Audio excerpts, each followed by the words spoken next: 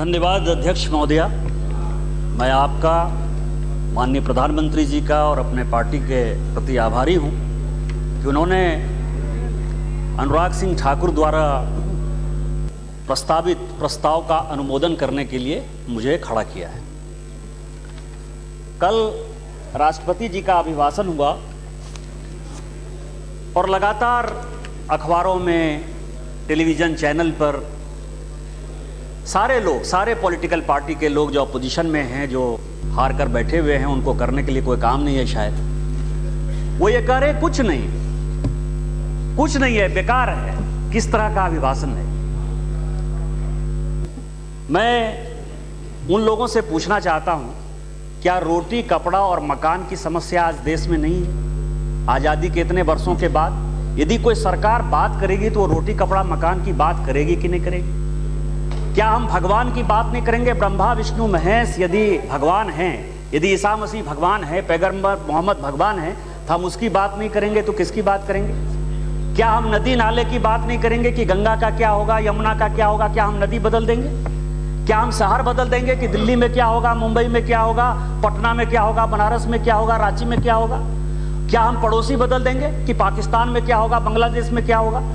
आखिर क्या बात करें जिससे आपको लगे कि बहुत बढ़िया बात हो गया, बहुत अच्छा बात हो गया, सरकार चल रहा है? हमारे प्रधानमंत्री हमेशा कहते हैं कि मैं छोटा आदमी हूं, छोटे छोटे काम करना चाहता हूं। और यदि इस अभिभाषण में यदि आपको छोटा छोटा काम नहीं दिखाई देता है तो ये आपका दोष है।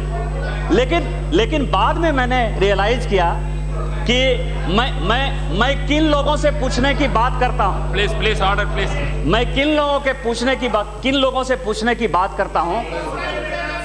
सुनिए, राष्ट्रपति जी के अभिभाषण में सबसे पहले कहा गया है कि आप लोगों को शांत रहना चाहिए। Please under the chair, please. Dubey साहब, please I request the members, no commentary please, no commentary. मैं आपको बताऊं कि मुझे लगा कि वेद जी, I request the honorable members, don't make any commentaries because you are have the opportunity to speak. They were given. No. No, please, I am request. Please, no, you can please. No, not.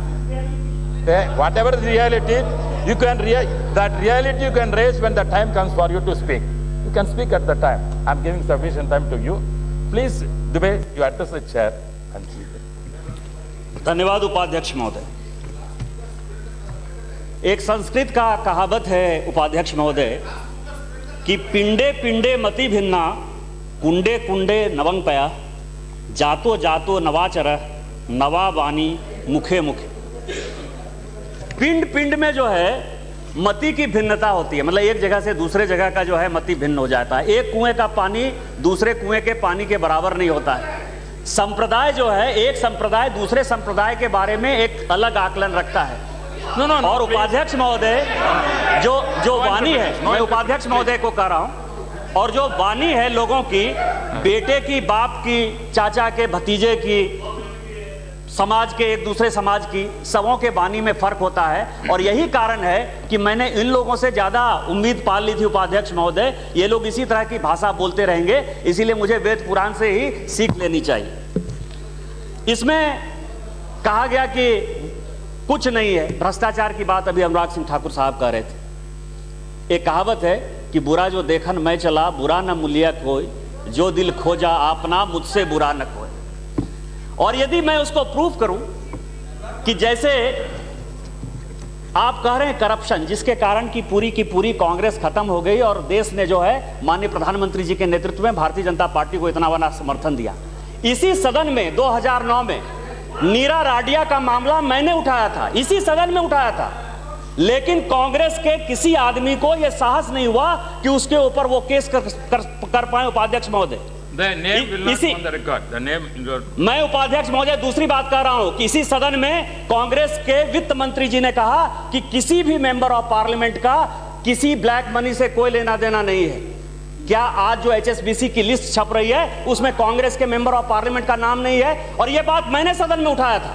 मैंने कहा था कि कांग्रेस के अमुक सांसद का, चूंकि अभी वो यहाँ सदन की सदस्य नहीं है, इसलिए मैं उनका नाम नहीं लेना चाहता, लेकिन किसी ने इसके ऊपर ध्यान नहीं दिया और आज देश कह रहा है कि एक एमपी दूसरे को बचाने का प्रयास कर रहा है। और कांग्रेस पार्टी को, इस सरकार को जो है, हम लोगों की सरकार को लाया और कांग्रेस पार्टी को क्या इस देश ने किया वो बताने की आवश्यकता नहीं है। आज के ही अखबार में ये जो अभी चल रहा है पूरा मामला, जासूसी का मामला चल रहा है, ये प्रधानमंत्री जी के कमिटमेंट को दिखाता है। जिस दिन प्रधानमंत्री जी पहली बार प्रधानमंत्री बने थे और भारतीय जनता पार्टी के सांसदों को उन्होंने संबोधित किया था, तो उन्होंने ये कहा था कि इस देश में 300-400 लोग हैं। जब आप मेंबर ऑफ पार्लियामेंट बनकर आते हैं तो वो आपको एयरपोर्ट से रिसीव कर लेते हैं और वो आपको सुबह के चाय पिलाने से लेके रात के सुलाने तक का काम करते हैं। और इन लोगों को पकड़ने की आवश्यकता है, इन लोगों से दूर रहने की आवश्यकता है। और यही कारण है कि आज इस तरह के जासूसी कांड में लोग पकड़ा रहे हैं। प्रधानमंत्री जी के आदेश पर आईबी, सीबीआई, दिल्ली पुलिस जो भी एक्शन ले सकती है। और आपने क्या किया? माननीय वीरप्पा मोइली साहब उपाध्यक्ष महोदय मंत्री रहे हैं। 2013 का एक लेटर है मेरे पास। आप ये समझिए कि इसी तरह का एक घटना हुआ कॉर्पोरेट अफेयर्स मिनिस्ट्री में। एक कंपनी का जो है पूरा का पूरा फाइल गायब हो गया, रिबॉक का पूरा फाइल गायब हो गया। उसमें से जो एक्यूज्ड हैं उनको बिना किसी एफआईआर के, बिना किसी चीज के आपने फ्री कर दिया। ये कोर्ट का ऑर्डर, पटियाला कोर्ट का ऑर्डर है जो मैं आपके लिए लेकर आया। और आप कह रहे हैं कि यदि इस राष्ट्रपति के अभिभाषण में भ्रष्टाचार हटाने की बात है तो आपको लगता है कि कुछ नहीं है। यदि कुछ नहीं है तो इसका फैसला जनता करेगी। दूसरा सवाल यह है कि अभी ब्लैक मनी पर बड़ी चर्चा होगी। अभी माननीय अनुराग सिंह ठाकुर ने कहा कि एसआईटी क्या कर रही है। माननीय प्रधानमंत्री जी जब G20 से लेके अलग अलग प्लेटफॉर्म पर जाते हैं तो क्या बात करते हैं, लेकिन अलग चर्चा होती है कि ब्लैक मनी आएगा कि नहीं आएगा। उस दिन मेरे भी भाषण को जो है तोड़ मरोड़ कर पेश किया। मैंने क्या कहा? मैंने कहा कि आप टैक्स जब लगाते हैं कंपनियों पर तो आप उसके ऊपर टैक्स लगाते हैं रेट्रोस्पेक्टिव, लेकिन जब आप दूसरे कंट्री के साथ समझौता करने के लिए जाते हैं तो प्रोस्पेक्टिव आप समझौता करते हैं। और जब प्रोस्पेक्टिव समझौता करते हैं तो स्विट्जरलैंड जैसा देश जो है वो आपके लिए वेट करेगा कि 3 साल के बाद भारत सरकार आएगी और हम उसको अपना सारा नाम दे देंगे। और यदि आप बात करते हैं गरीबी हटाने की, तो मैं आपको बताऊं कि बैंक के नेशनलाइजेशन के समय आप अपने गिरेबान में यदि झांकने का प्रयास करेंगे तो आप ये देखिए, इंदिरा जी जब बैंक नेशनलाइज्ड हो रहा था तो इंदिरा जी ने क्या कहा? बड़ा फेमस उनका स्टेटमेंट है, इसी पार्लियामेंट में बोला है, इसीलिए मैं कोट कर रहा हूं। उस दिन मैं बोल रहा था, सोनिया जी बड़ी नाराज हो रहे थे। उन्होंने कहा कि there has been serious imbalance in the development of banking facilities as between different regions in the country. There is urgent need to expand banking facilities in the states which are underbanked. Even in the developed states, banking facilities are confined to the urban areas, especially to the metropolitan areas, to the comparative neglect of semi-urban and rural areas. And analysis बड़ा important है, ये बड़ा important है और कल्याण बनर्जी साहब आपके लिए बहुत important है। उन्होंने कहा कि the state-wise credit deposit ratio has shown that it is very low in several states such as Assam, Bihar, Rajasthan, Orissa, Uttar Pradesh, Madhya Pradesh, Haryana, Punjab etc. ये भाषण उनका है जुलाई 29, 1969 का। आज हम कब बात कर रहे हैं? आज हम 46 साल के बाद इसी सदन में बात कर रहे हैं। यहां उड़ीसा के सांसद बैठे हुए हैं, सीडी रेशियो क्या है? मैं तो झारखंड और बिहार में जानता हूं कि सीडी रेशियो आज भी उतना ही है। कल्याण बनर्जी साहब आप बताइए कि बंगाल में क्या है, नॉर्थ ईस्ट के स्टेट में क्या है? कोई कांग्रेस से सवाल पूछ रहा है? कोई पूछ रहा है कि ब्लैक मनी के बारे में प्रधानमंत्री ने कहा बाहर का? इस सदन में जो बात प्रधानमंत्री कहते हैं उसकी बात का कोई वैल्यू है? 46 साल में सीडी रेशियो वही का वही है और आप जवाब जो है हमसे पूछने का सवाल पूछ रहे हैं कि आप जवाब दीजिए, आप जवाब दीजिए। इसके बाद भाषण ही कर रहे हैं, भाषण ही करने के लिए हम आए, भाषण ही करने के लिए हम आए। अब मेक इन इंडिया की बात है उपाध्यक्ष महोदय, मेक इन इंडिया की बात है उपाध्यक्ष महोदय, जिसके लिए अनुराग जी ने बड़े विशेष तौर पर आग्रह करके मेक इन इंडिया की बात की। मेक इन इंडिया में अभी मैं आपको बता रहा हूं कि मेक इन इंडिया, उपाध्यक्ष महोदय, मेक इन इंडिया में हमारा कंपटीशन किससे है? कांग्रेस सरकार जो है सिंगल ब्रांड मल्टी एफडीआई ले आई रिटेल में, और इसके बाद इनका मुख्य उद्देश्य यह था कि मल्टी ब्रांड एफडीआई हम ले आए। आप किसी भी स्टोर पर जाइए, पूरे दुनिया में किसी भी, आप टेस्को के स्टोर पर जाइए, किंगफिशर के स्टोर पर जाइए, वॉलमार्ट के स्टोर पर जाइए, वहां आपको केवल चाइना का माल नजर आएगा, केवल चाइना का माल नजर आएगा। आपने अपने उद्योग के लिए क्या किया? और जो सिचुएशन है उपाध्यक्ष महोदय कि हमारा मुकाबला यदि है चाइना से, तो 1980 की मैं बात बता दूं कि 1980 में जो जीडीपी था चाइना का वो हमसे कम था, उसका $339 था, यूएस डॉलर था, और हमारा $354 था।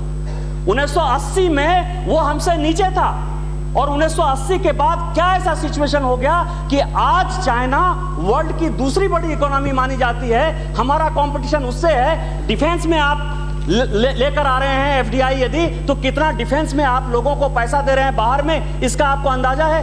हमारा स्मॉल स्केल इंडस्ट्री डाउन हो रहा है, इसका आपको अंदाजा है। हमारा जो टॉय इंडस्ट्री है पूरा का पूरा खत्म हो गया, इसका अंदाजा है।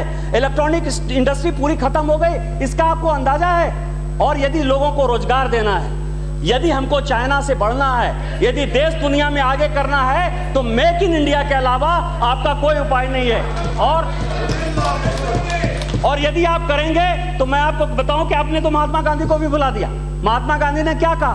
महात्मा गांधी ने यह कहा, उन्होंने कहा, महात्मा गांधी की बात करूं, आप महात्मा गांधी की बड़ी बात करते हैं। महात्मा गांधी को जीते जी कैसे मारा, ये महात्मा गांधी की किताब से मैं आपको पढ़ रहा हूं कि बड़े पैमाने पर औद्योगिकीकरण का अनिवार्य परिणाम यह होगा कि ज्यों-ज्यों प्रतिस्पर्धा और बाजार की समस्याएं खड़ी होंगी, त्यों-त्यों गांवों का प्रगट या अप्रगट शोषण होगा।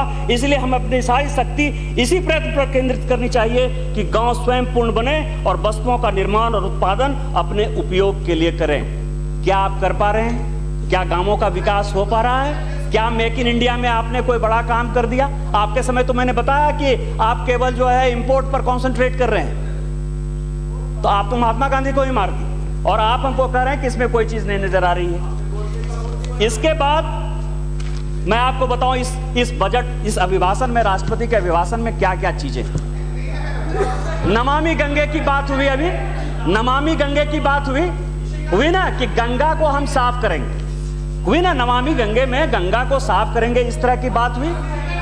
प्रधानमंत्री सिंचाई योजना में सभी किसानों को जो है खेतों में पानी जाएगा, यही है ना, पीने का पानी जाएगा। आपको बताएं कि गंगा का एक बड़ा लंबा चौड़ा प्रोजेक्ट जो है हमारे पूर्व प्रधानमंत्री जी ने चालू किया,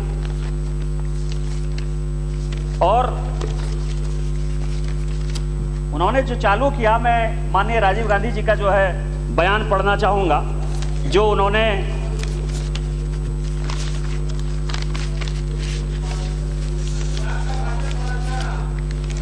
मैं आप पढ़ना चाहता हूं कि उन्होंने गंगा एक्शन प्लान पर उन्होंने वाराणसी में क्या बोला।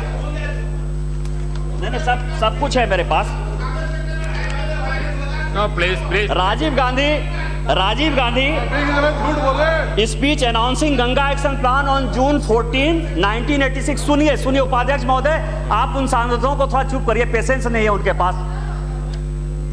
Today on the banks of the Ganga, fed by the mighty snows of Himalayas, बड़े अच्छे शब्द लगते हैं, and stretching down 2,500 kilometers to the Bay of Bengal to the Indian Ocean, we see the area of India which sustains 1/3 of its population and half its irrigated land.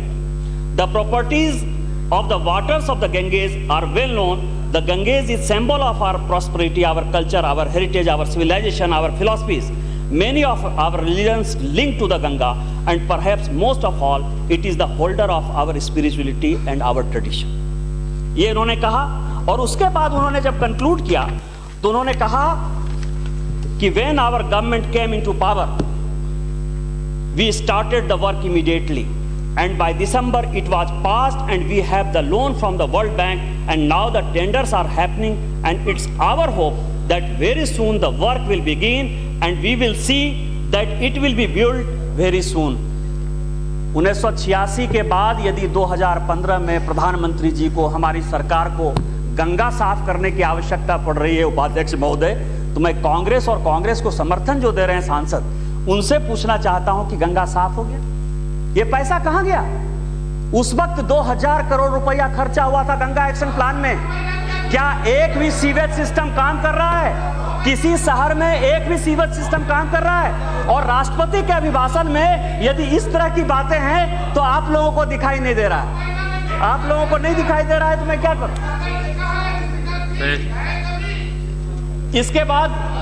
इसके बाद स्वच्छ भारत, मैं ये कह रहा हूं कि कौन कौन से मुख्य पॉइंट हैं, छोटे छोटी बातें जिसको कि उपाध्यक्ष महोदय इन लोगों को सूचने की आवश्यकता है।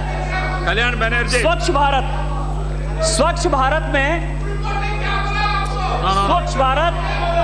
स्वच्छ भारत और गोकुल ग्राम, उपाध्यक्ष महोदय, स्वच्छ भारत और गोकुल ग्राम, मैं आपको बताऊं कि कहा गया कि अभी जब राष्ट्रपति का please, I already requested, don't make any commentary. The same thing will happen when you are speaking. They will make the commentary. Please. राष्ट्रपति जी का अभिभाषण जब उपाध्यक्ष महोदय चल रहा था तो कहा गया कि ये 2019 का जो है अक्टूबर का डेट क्यों प्रधानमंत्री जी ने फिक्स किया है? इसीलिए फिक्स किया है कि 2 अक्टूबर 2019 को 150वीं जयंती महात्मा गांधी जी की है। और महात्मा गांधी जी के नाम पर जो पॉलिटिकल पार्टी राजनीति करती है, उसके लिए मैं बताऊं कि महात्मा गांधी जी ने क्या कहा सर स्वच्छता के लिए। उन्होंने कहा कि एक गांव के कार्यकर्ता को सबसे पहले गांव की सफाई और आरोग्य के सवाल को अपने हाथ में लेना चाहिए। यूं तो ग्राम सेवकों को की कर्तव्य विमूढ़ बना देने वाली अनेक समस्याएं हैं, पर यह समस्या ऐसी है जिसकी सबसे अधिक लापरवाही की जा रही है। फलतः गांव की तंदुरुस्ती बिगड़ती रहती है और रोग फैलते रहते हैं। अगर ग्राम सेवक स्वच्छतापूर्वक भंगी बन जाएं तो वह प्रतिदिन मैला उठाकर उसका खाद बना सकते हैं और गांव के रास्ते बुहार सकते हैं। वह लोगों से कहें कि उन्हें पाखाना पेशाब कहां रखना चाहिए, किस तरह की सफाई रखनी चाहिए, उसके क्या लाभ हैं और सफाई के न रखने से क्या क्या नुकसान होता है। गांव को, लोगों को उसकी बात चाहे सुने या न सुने, वह अपना काम बराबर करता रहे। ये महात्मा गांधी जी ने लिखा। महात्मा गांधी जी के नाम पर आप लोग राजनीति करते हुए कभी झाड़ू तो उठाए नहीं। किसी प्रधानमंत्री जी ने झाड़ू उठाने का काम नहीं किया और हमारे प्रधानमंत्री जी ने झाड़ू ही नहीं उठाया। और जिस काम को सबसे बुरा काम कहा जाता था, आज इस देश का बड़ा से बड़ा बिजनेसमैन, बड़ा से बड़ा मीडिया हाउस, बड़े से बड़े लोग प्रधानमंत्री जी के उस स्वच्छता अभियान में जुड़ना चाहते हैं। और यही हमारी सरकार की कमिटमेंट है, यही इन लोगों को नहीं दिखाई देता। शिक्षा में, अब आप कह रहे हैं शिक्षा में मैं आपको बताऊं कि यहां बड़ा अच्छा था कि यहां लोहियावादी लोग भी बैठे हुए, बड़ा वो कांग्रेस को समर्थन देते थे। 16 मार्च 1965 माननीय लोहिया जी इसी सदन में लोकसभा में नो कॉन्फिडेंस मोशन के ऊपर भाषण दे रहे थे। क्या लड़ाई चल रही थी? लड़ाई यह चल रही थी कि जवाहरलाल नेहरू जी प्रत्येक दिन अपने ऊपर कितना पैसा खर्चा करते, और लोहिया जी ने कहा कि 25,000 रुपया रोज वो खर्चा करते। 25,000, मैं कह रहा हूं 16 मार्च 1965 को 25,000 रुपया रोज खर्चा करते थे। और वो ये कह रहे थे कि गरीबों को 3 आना मिलता है, गरीबों को 3 आना मिलता है। और माननीय प्रधानमंत्री जो तत्कालीन थे, उन्होंने इस सदन में कहा कि नहीं, प्लानिंग कमीशन की रिपोर्ट कर रही है कि 3 आना नहीं मिलता है, 15 आना मिलता है। लड़ाई क्या है गरीबों की? एक लोहिया साहब कह रहे हैं कि 3 आना, और जवाहरलाल नेहरू साहब उपाध्यक्ष महोदय कह रहे थे कि 15 आना मिलता है, और 25,000 रुपया वो रोज खर्चा करते थे। 25,000 रुपया। और उन्होंने क्या कहा?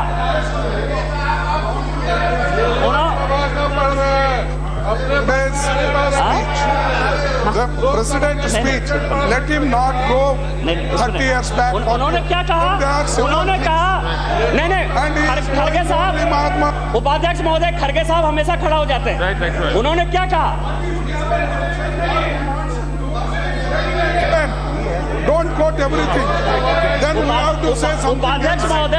उपाध्यक्ष महोदय उन्होंने कहा कि यूनिफॉर्म प्राइमरी स्कूल होना चाहिए। मैं शिक्षा पर हूं, मैं किसी चीज पर नहीं हूं कि जवाहरलाल नेहरू जी उनकी मर्जी है, वो जितना पैसा खर्चा करें, हमको उनसे क्या लेना देना। वो चले गए, उन्होंने देश के विकास के लिए बड़ा योगदान किया, हमारा उनके प्रति सम्मान है, मेरा नेहरू जी से क्या लेना। मैं तो ये कह रहा हूं कि लोहिया जी ने जो कहा, लोहिया जी ने कहा 16 मार्च 1965 को कि यूनिफॉर्म प्राइमरी स्कूल होना चाहिए।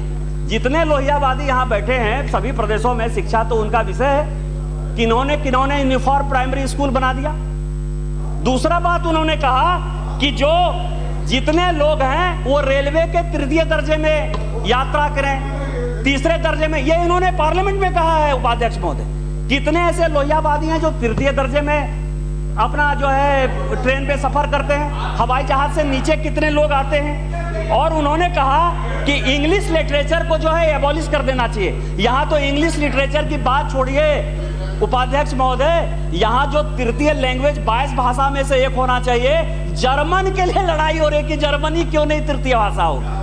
ये शिक्षा का हालत है, ये कांग्रेस का हालत है, ये इन समाजवादियों का हालत है। तो मैं ये कह रहा हूं कि आप उनसे सीखें। और हमारे प्रधानमंत्री जी ने, हमारी सरकार ने कम से कम शिक्षा व्यवस्था के बारे में सोचा कि कैसे गरीब आदमी पढ़ेंगे। सेंट्रल यूनिवर्सिटी यदि खुल रही है तो उसमें जो लूप होल्स है उसको ठीक करने का प्रयास है। अभी हमको लगता है कि बजट में भी ये ग्रामीण क्षेत्रों में जो एजुकेशनली बैकवर्ड डिस्ट्रिक्ट है, यहाँ स्मृति ईरानी जी बैठी हुई हैं, मैं उनसे आग्रह करूंगा कि बजट में भी जो गरीब बच्चे हैं जो कि एजुकेशनली बैकवर्ड डिस्ट्रिक्ट से आते हैं, हमारे जैसे डिस्ट्रिक्ट से आते हैं, उनके लिए आप केजी से पीजी तक की कैसे पढ़ाई होगी, उसके लिए आप माननीय प्रधानमंत्री जी को और माननीय वित्त मंत्री जी को कुछ न कुछ यदि आप कहेंगे तो मुझे लगता है कि बढ़िया होगा। मैं ये कह रहा हूं कि आप लोगों को सुनना ही नहीं आता, आप लोग हमेशा नाराज हो जाते हैं हमसे, लेकिन मैं उन्हीं लोगों को कोट कर रहा हूं क्योंकि यहां काफी चर्चा हुई कि इस बार केवल श्यामा प्रसाद मुखर्जी जी के बारे में बात हुई, दीनदयाल उपाध्याय जी के बारे में बात हुई, अटल बिहारी वाजपेयी जी के बारे में बात हुई। मैं तो केवल नेहरू जी, इंदिरा जी और राजीव जी की ही बात कर रहा हूं, और आप महात्मा गांधी की बात कर रहा हूं। ना महात्मा गांधी की बात आप सुन रहे हैं, ना नेहरू जी की बात सुन रहे हैं, ना इंदिरा जी की बात सुन रहे हैं, ना राजीव जी की सुन रहे हैं।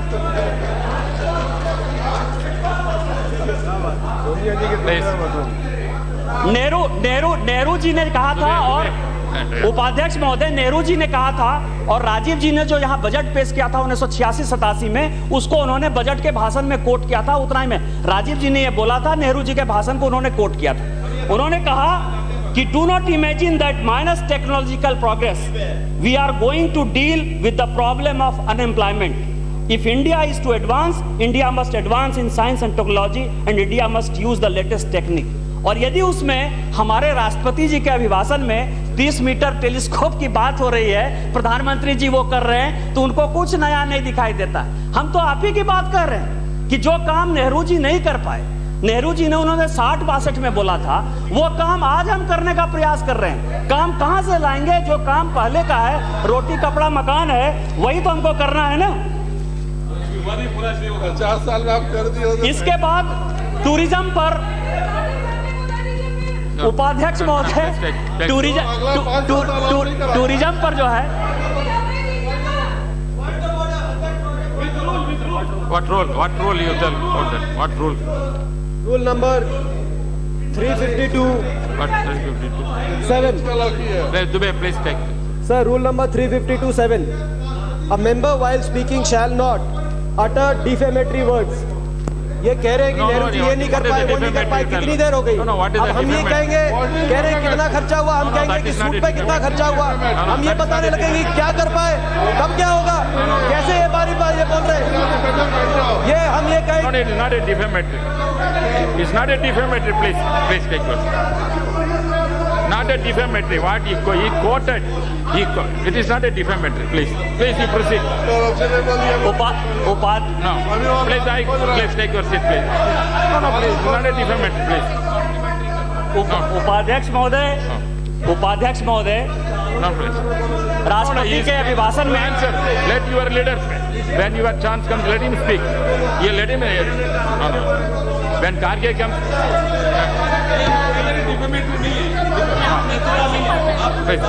Please take your please. मैं उपाध्यक्ष महोदय केवल पार्लियामेंट में समय समय पर दिए हुए पूर्व प्रधानमंत्रियों के और महात्मा गांधी जी के लिखे हुए किताब को ही उद्धृत कर रहा No, I हूं। already और gave यदि the वो word to you. डिफेमेटरी है तो उनको डिफेमेटरी लगता होगा। मुझे बड़े लोगों की बात हमेशा ज्ञान देती है, मैं तो उससे सीखने का प्रयास कर रहा हूं और मैं आप लोगों को भी सिखाने का प्रयास कर रहा हूं कि आप लोग जो भूल गए हैं उसको सीखने का प्रयास करिए। CD रेशियो ठीक कर रहा हूं।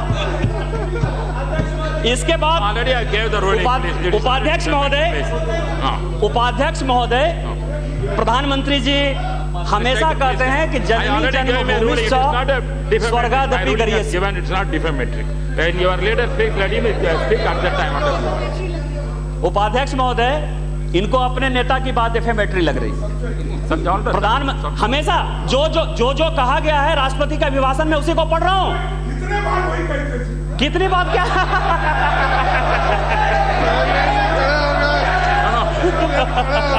तो आपके साथी थे, जॉर्ज फर्नांडिस आपके साथ थे, उस वक्त नहीं थे, फिर आपने क्या किया 6 साल में? ये बातें ऐसे बोल कर आपको जो बोलना है प्रेसिडेंट स्पीच में बोलिए। अगर कोट करना है वो एक बुरा लग रहा है। उपाध्यक्ष महोदय, जननी जन्मभूमि स्वर्गादपि गरीयसी। उपाध्यक्ष महोदय, इस देश में सबसे बड़ा प्रॉब्लम क्या है कि हम अपने देश के बारे में ही नहीं जानते। गंगा कहां से कहां बहती है यदि साउथ इंडिया के लोगों को पूछे तो शायद वो नहीं बता पाए। कृष्णा नदी कहां से कहां बहती है वो नहीं बता पाए। मैं नहीं बता पाऊंगा। Don't.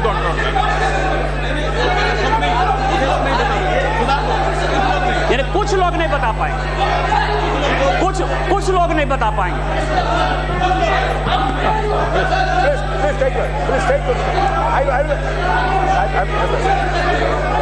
चलिए उपाध्यक्ष महोदय, मैं अपने बात वापस ले लेता हूं। उपाध्यक्ष महोदय,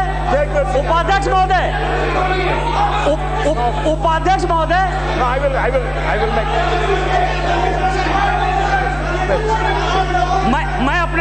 मैं अपने बात वापस ले रहा हूं। Please take it. Please. No, please.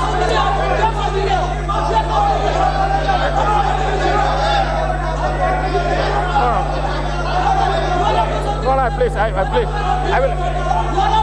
No, please. I take your seat. I will give my. No. Please take your seat. Please take your seat. Please. No, I will. No, please. No, I'm. No, please. Please. Try. उपाध्यक्ष महोदय, Please, I will. उपाध्यक्ष महोदय,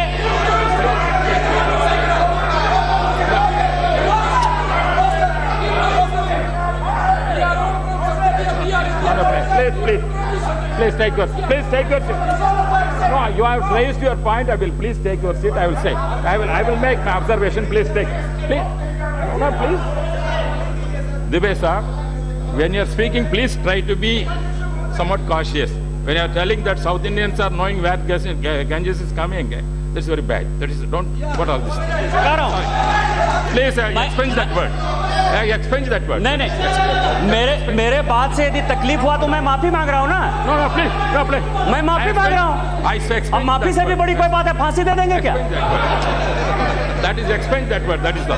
मैं ये कह रहा हूँ कि कल्चर, अपने इंडियन के बारे में, इंडियनेस के बारे में, कल्चर के बारे में, लैंग्वेज के बारे में हमको एक दूसरे के लैंग्वेज के बारे में जानकारी नहीं है।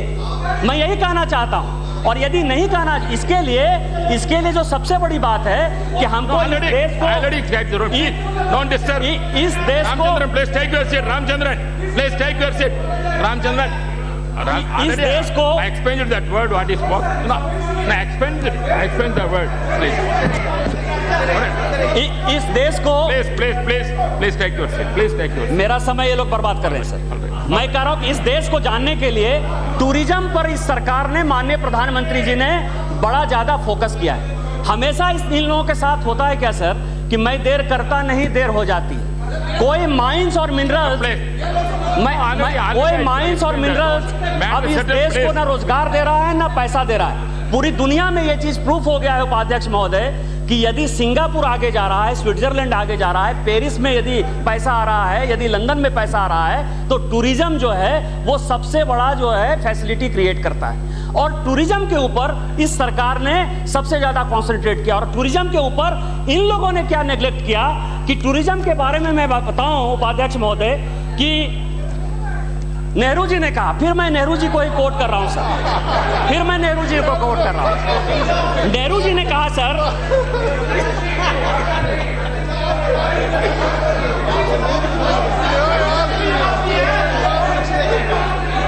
उपाध्यक्ष महोदय कि welcome a tourist and send back a friend. ये नेहरू जी ने कहा कि welcome a tourist send back as a friend, अतिथि देवो भव। मतलब जो जवाहरलाल नेहरू ने वही बातें कही जो कि हमारे सभ्यता संस्कृति में है। लेकिन इन्होंने क्या किया सर, इन्होंने आज तक इसके ऊपर फोकस नहीं किया। टूरिज्म के ऊपर 1945 में एक कमेटी बनाई जो कि सर जॉन के नेतृत्व में बनी सर। 1945 में एक कमेटी बनी सर जॉन के नेतृत्व में। और जब भारत आजाद हुआ तो 1949 में सर एक जो है टूरिज्म ट्रैफिक कमेटी बनी। माननीय प्रधानमंत्री जी ने टूरिज्म ट्रैफिक कमेटी बनाई कि कैसे फ्लो होगा कम से कम इंटरनल टूरिज्म का और एक्सटर्नल टूरिज्म का। और उसके बाद कमेटी बनाने का इनको बड़ा शौक है सर, क्योंकि रिटायर्ड ब्यूरोक्रेट हैं, उनसे उल्टा सीधा काम कराते हैं, तो कहीं ना कहीं कमेटी बनाएंगे जिससे कि वो भी प्रसन्न रहेंगे, जिसको कि प्रधानमंत्री जी ने खत्म किया, जीओएम खत्म किया। उसके बाद सर 1958 में पहली बार, आजादी के 11 साल बाद सर 1958 में पहली बार टूरिज्म एक डिपार्टमेंट बना। और 1963 में एक एल.के. झा साहब थे, एल.के. झा साहब के नेतृत्व में एक कमेटी बनाई। और 1966 में आईटीडीसी इन्होंने बना दिया। और 67 में एक मिनिस्ट्री का गठन हुआ, tourism and civil aviation ministry. और 86 में माननीय राजीव गांधी जी जब प्रधानमंत्री जी थे, उन्होंने देश के लिए सोचने का काम किया, क्योंकि अभी था कि पैसा कहां से लाओगे, पैसा कहां से लाओगे, जहां चाह वहां राह। ये पार्लियामेंट की यदि बिल्डिंग देखते हैं उपाध्यक्ष महोदय, तो किसी आर्किटेक्ट ने इस पार्लियामेंट की कल्पना की होगी कि किस तरह से पार्लियामेंट बनाएंगे। इसीलिए देश बनाने के लिए जो माननीय प्रधानमंत्री जी की कल्पना है, उसी का ये सबसे बड़ा है कि राजीव गांधी जी ने भी जो है इसके पहले बनाया था। और 1986 में एक कमेटी बनी जो कि बताएगी कि क्या करेगी। 1986 की कमेटी की रिपोर्ट आ गई सर। और 29 साल में टूरिज्म में फ्लो नहीं हो पाया, टूरिस्ट बढ़ नहीं पा रहे हैं, हम अपने देश को जोड़ नहीं पा रहे हैं। 12 ज्योतिर्लिंग कहते हैं, ज्योतिर्लिंग सर्किट नहीं बढ़ रहा है, शक्तिपीठ नहीं बच पा रहा है, कहां जैन के तीर्थ स्थल हैं वहां नहीं बढ़ पा रहे हैं। और यही कर, अभी मैं 5-7 मिनट में वाइंड अप करूंगा सर, अभी हमारे पास समय काफी है सर, तो इसीलिए मैं कह रहा हूं। और यही कारण है कि किस तरह से लोगों को रोजगार मिलेगा, किस तरह से टूरिस्ट आएंगे, कैसे इस देश में पैसा आएगा, इसके लिए माननीय प्रधानमंत्री जी ने इस राष्ट्रपति अभिभाषण में कहा है। इसके बाद जो सबसे इंपॉर्टेंट है सर, कोऑपरेटिव फेडरलिज्म, जिसकी बात माननीय प्रधानमंत्री जी ने कही है। और ये बड़ा इंपॉर्टेंट है, ये सबको समझने वाला बात है कि इस देश में जब भारत का संविधान बन रहा था, कॉन्स्टिट्यूएंट असेंबली का डिबेट है सर, उस डिबेट में मैं आपको बताऊं कि महात्मा गांधी जी ने जो कहा था कि ग्राम स्वराज होना चाहिए, गांव को बढ़ना चाहिए, इसके लिए इसके ऊपर काफी डिबेट हुआ। और डिबेट होने के बाद माननीय अंबेडकर जी जो कि कॉन्स्टिट्यूएंट असेंबली के प्रारूप समिति के अध्यक्ष थे, और नेहरू जी चाहते थे कि सारी की सारी पावर जो है कॉन्सेंट्रेटेड हो जाए, डिबेट का पार्ट है। और इसमें सरदार वल्लभ भाई पटेल जी ने कहा कि नहीं, फेडरलिज्म होना चाहिए। और उसी फेडरलिज्म के आधार पर ये कोऑपरेटिव फेडरलिज्म का जो है ये नारा आगे बढ़ा है। और मैं आपको बताऊं कि कोऑपरेटिव फेडरलिज्म पर सबसे पहले जो है क्या हुआ, कैबिनेट मिशन आया। और कैबिनेट मिशन के बाद आपको उपाध्यक्ष महोदय दीपेंद्र जी को यह नहीं पता है कि भारत और पाकिस्तान का जो बंटवारा हुआ वो ब्रिटेन के संसद में तय हुआ था। और भारत और पाकिस्तान जो है डोमिनियन स्टेट बना था, सॉवरेन स्टेट नहीं मिला था।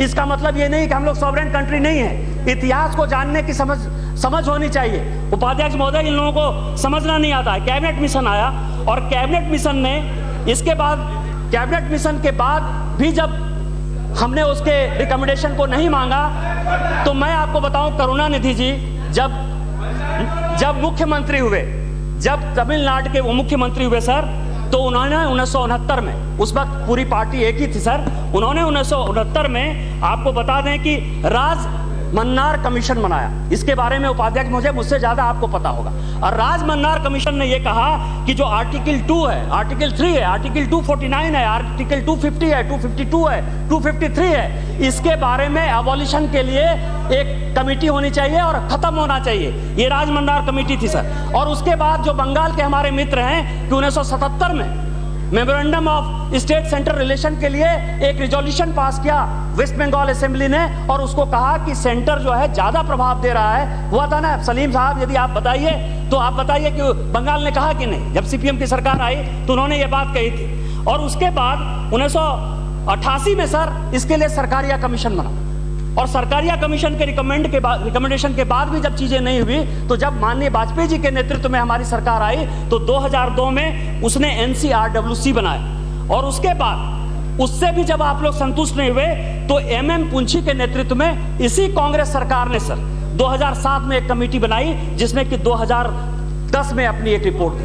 और क्या है, आज नीति आयोग की बात हो रही है, कोऑपरेटिव फेडरलिज्म की बात हो रही है। तो जब राज्य में सभी जगह हंगामा चल रहा है, देश में हंगामा चल रहा है, सभी राज्य अपने आप को चाहते हैं कि उनको सॉवरेन स्टेट बना जाए। अभी फाइनेंस कमीशन की जो रिपोर्ट आई है उसमें ज्यादा से ज्यादा राजस्व कैसे जाए उनके पास, इसके लिए माननीय प्रधानमंत्री जी ने व्यवस्था की है। तो कोऑपरेटिव फेडरलिज्म के आधार पर नीति आयोग बनेगा कि नहीं बनेगा? एक मामूली ब्यूरोक्रेट जो है आप बैठा देते हैं प्लानिंग कमीशन में, और उसके सामने प्रधानमंत्री जो है, प्रधानमंत्री कहते हैं मुख्यमंत्री जितने राज्य के हैं वो बेगर की तरह गिड़गिड़ाने जाते हैं कि आप हमको पैसा दे दीजिए, आप हमको पैसा दे दीजिए। इससे वो भी इलेक्टेड बॉडी है, हम भी इलेक्टेड बॉडी है। और इसीलिए कोऑपरेटिव फेडरलिज्म का ये सवाल आया है, क्योंकि NCTC एक मुद्दा है सर, RPF एक मुद्दा है, क्योंकि यदि रेलवे ट्रैक पर आदमी मर जाते हैं तो वो केस कौन रजिस्टर करेगा? इस तरह के सही कई एक एक्ट हैं, और यही कारण है कि सरकार ने कोऑपरेटिव फेडरलिज्म की बात कही है। Please wind up, please Dubey, please please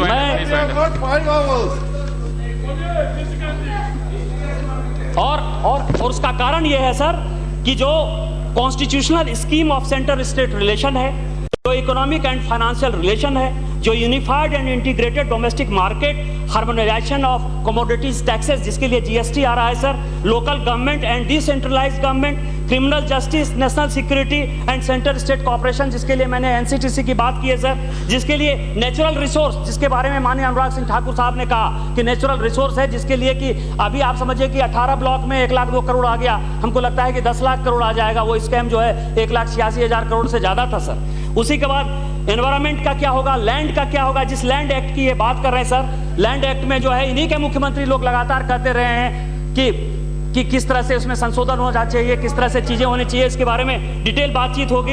इसके बाद इंफ्रास्ट्रक्चर डेवलपमेंट और मेगा प्रोजेक्ट किस तरह से लगेंगे, क्योंकि एक राज्य दूसरे राज्य को पानी देने को तैयार नहीं होता। आपको पता है कि कावेरी अथॉरिटी, कृष्णा अथॉरिटी कितने दिन से बनी हुई सर, और उसकी तरह से social, economic and human development है। इन सारे चीजों को प्रधानमंत्री जी ने अपने साथ रखा, ध्यान दिया, और इसके बाद इन्होंने ये डिसाइड किया कि किस तरह से कोऑपरेटिव फेडरलिज्म का चीज आगे बढ़ेगा। मैं केवल इतना कहूंगा सर,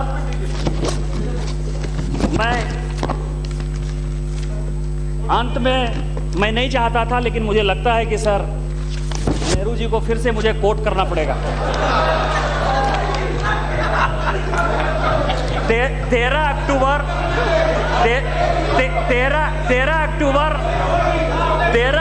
1949 को उपाध्यक्ष महोदय, 13 अक्टूबर 1949 को US कांग्रेस में उन्होंने भाषण दिया।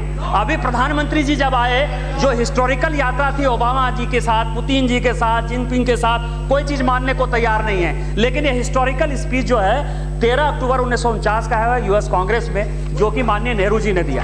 उसके कुछ ही पंक्ति में पढ़ना चाहूंगा सर। उन्होंने